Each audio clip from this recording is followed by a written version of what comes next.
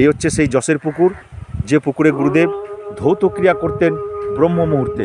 আশ্রমের কিছুটা অংশ দেখতে পাচ্ছেন।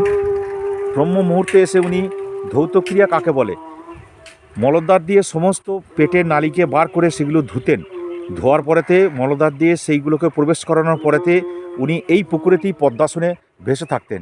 এই পুকুরটা আপনাদের দেখাচ্ছি, এই দেখুন আমার পিছনে বিশাল বড় পুকুর।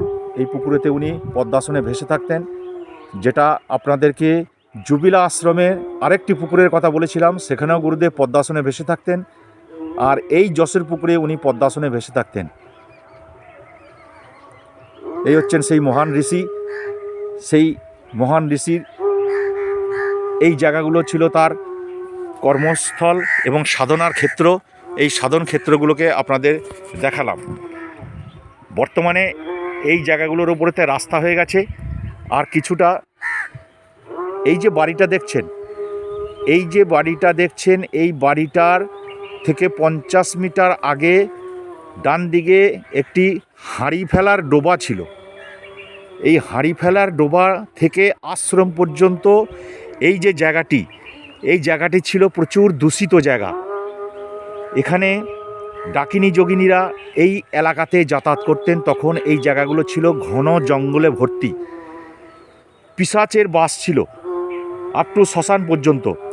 সেই পিশাচের বাস এবং সেই ডাকিনী যোগিনীদেরকে গুরুদেব বিরাট যজ্ঞ করেছিলেন এখানে। শোনা যায় যে উনি এখানে খুব বড় যজ্ঞ করেছিলেন। বড় বড় গামলাতে খিচুড়ি, বোঁদে, তরকারি এবং লুচি, এই সমস্ত প্রসাদ উনি ওই জায়গাতে আশ্রমের ওই শ্মশানেতেই উনি এখানে পুজো অর্চনা করার পরেতে শুনেছি সেই গামলা কীরকমভাবে এক দৈব বা পিশাচিরা তুলে নিয়ে গিয়ে মাঠে ফেলে দিয়েছিল। এবং পরবর্তী সময়ে দেখা যায় সেই গামলাগুলোতে, পরের দিন দেখা যায় সেই গামলাগুলোতে কোনো প্রসাদ আর ছিল না। সমস্ত ডাকিনী যোগিনীরা সব শেষ করে দিয়েছিলেন। সেই যে পুষ্কর, এটাকে পুষ্কর বলা হয়, সেই যে দূষিত পুষ্কর, গুরুদেব কিন্তু এই দূষিত পুষ্করকে এই জায়গা থেকে কিন্তু হটিয়েছিলেন এবং তাড়িয়েছিলেন।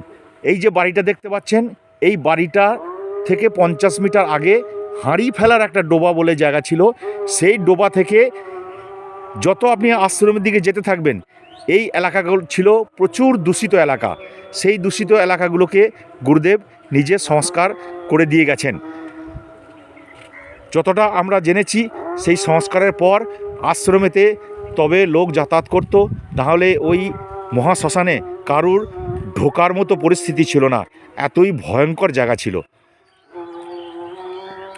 তা আপনাদেরকে ধীরে ধীরে আগে দেখাতে থাকবো।